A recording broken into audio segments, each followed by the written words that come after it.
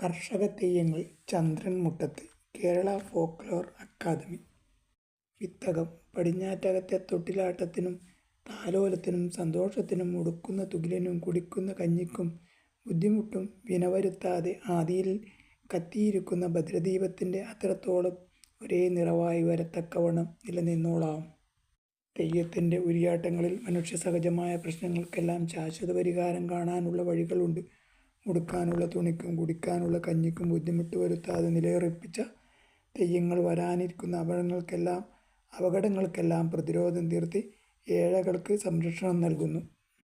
ഭക്ഷണം, വസ്ത്രം, പാർപ്പിടം എന്നീ പ്രാഥമികവും അടിയന്തരവുമായ ആവശ്യങ്ങൾ നിറവേറ്റാൻ കഴിയാത്ത മനുഷ്യന് വിശ്വാസ വഴിയിൽ തെയ്യങ്ങളാണ് ശരണം. ആപത്തിൽ അഭയം നൽകുന്ന തെയ്യങ്ങൾ നിലനിൽപ്പിന് ആധാരമായ അന്നവും നൽകുമെന്ന പെരുമയിലെ വിശ്വാസം പുതുകാലത്തും പവിത്രത നശിക്കാതെ തുടരുന്നു. ഭക്ഷണവും വായുവും പ്രാണൻ നിലനിർത്തുന്ന ഘടകങ്ങളാണ് ഇവ.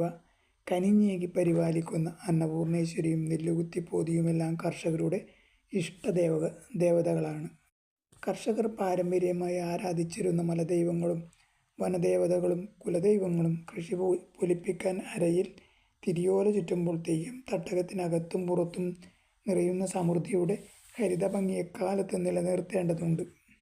ധനധാന്യ സമൃദ്ധിയും ഫലവർഗ സമൃദ്ധിയും നിറഞ്ഞിരുന്ന പാടങ്ങളും വയൽക്കരകളും അന്യം നിന്നു പോകാതിരിക്കാനുള്ള കൂട്ടായ്മയാണ് ഇനി ആവശ്യം. പാടവും തോടും പുഴകളും ഗ്രാമവിശുദ്ധിയുടെ പച്ചപ്പും സൂക്ഷിച്ച് നൂറുമേനി വിളയിച്ച കർഷക തെയ്യങ്ങൾ നെല്ലും പതിരും വേർതിരിച്ച് എന്നെന്നും ഉറഞ്ഞാടേണ്ടത് ജനപക്ഷത്തിൻ്റെ ആവശ്യമാണ്. അനുഷ്ഠാന വഴിയിൽ അന്യം നിന്നുപോയതും തിരുശേഷിപ്പായി ബാക്കി നിൽക്കുന്നതുമായ ഉർവര ദേവതകളും കടലെടുത്തുകൊണ്ടിരിക്കുന്ന ആചാരങ്ങളുമാണ് ഈ പഠന ഗവേഷണ ഗ്രന്ഥത്തിലുള്ളത്. നമ്മുടെ സാംസ്കാരിക ശിലാഫലകങ്ങൾ. കൃഷിയെ ജീവൻ്റെ സാന്നിധ്യമായി കരുതുന്ന ഒരു സംസ്കാരമാണ് നമ്മുടേത്. നമ്മുടെ ജീവിതബോധത്തെയും കലയെയും നിർണയിച്ചതും കൃഷിയാണ്. ലോകത്തിലെ അതിപുരാതന സംസ്കാരങ്ങളെല്ലാം കൃഷിയിൽ നിന്നും ഉണർന്നു വരുന്ന താളത്തിൻ്റെ നിസ്വനം കേൾപ്പിച്ചിട്ടുണ്ട്. അതുകൊണ്ട് കൃഷിയെപ്പറ്റി പറയുമ്പോൾ അഗ്രികൾച്ചർ എന്ന് പറയുന്നു. അഗ്രികൾച്ചറിൽ ഒരു കൾച്ചറുണ്ട്.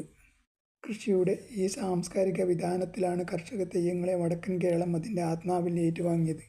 നട്ടുനനച്ചയിടത്തും കരിച്ചു വാടിയിടത്തും 1ന് 16 പൊലിപ്പിച്ചോളാം എന്നാണ് നമ്മുടെ ഒരു തെയ്യത്തിൻ്റെ അനുഗ്രഹം. വിളവെടുപ്പ് കഴിഞ്ഞാൽ പുനം കൃഷി നടന്നിടത്തായാലും വയലിലായാലും തെയ്യം കെട്ടിയാടുന്ന പതിവ് നമുക്കുണ്ട്.